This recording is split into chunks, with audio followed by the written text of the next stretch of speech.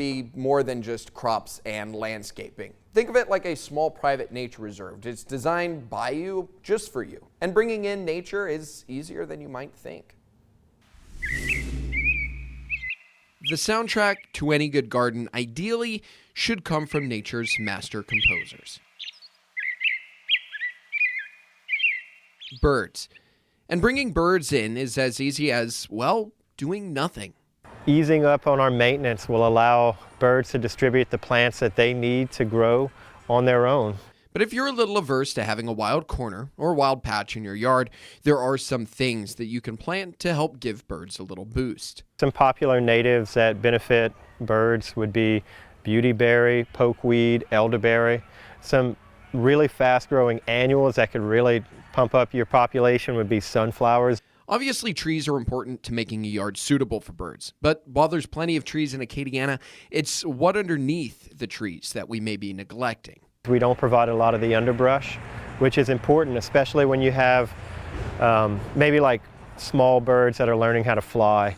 It's important to have perches that are multiple heights. Bird feeders and bird houses can help, but bringing back habitat is really the best thing that any of us could do, especially now as migratory birds are passing through. We have birds that are migrating, and they need berries and seeds and things like that. We have nesting birds, and they need caterpillars because that's the main bird baby food that's driving population growth. By bringing in the right habitat and conditions, you'll see birds of all kind, calling your little nature reserve home.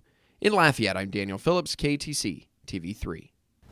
One of the plants that got mentioned in there is a great plant for birds is elderflower. It grows really well here. It's very pretty when it flowers as well. The flowers are edible too if you are someone who likes to forage a little bit, but the birds love it. They love the berries that come through. Super easy to grow. Spreads itself as well, so if you have a little corner and you get your elderflower going, if you leave it, it can take over a corner, so you got to kind of trim it back depending on how much you want. I've left a corner of my yard. I just let the elderberry take over. It's really pretty when it flowers, and the birds seem to like it as well. Those corners too, you mentioned that, in your yard you have some low spots that, probably wouldn't grow a lot of grass anyway, so that's another way that you can kind of change parts of your yard into that ecosystem, and take care of another problem, soaking up the water. Yeah, and so that corner in particular, the one that I'm talking about with the elderflower, gets a lot of shade so the grass doesn't grow there. So I just let the leaves and stuff, kind of the mulch and stuff fall. It's where my fig tree's back there as well.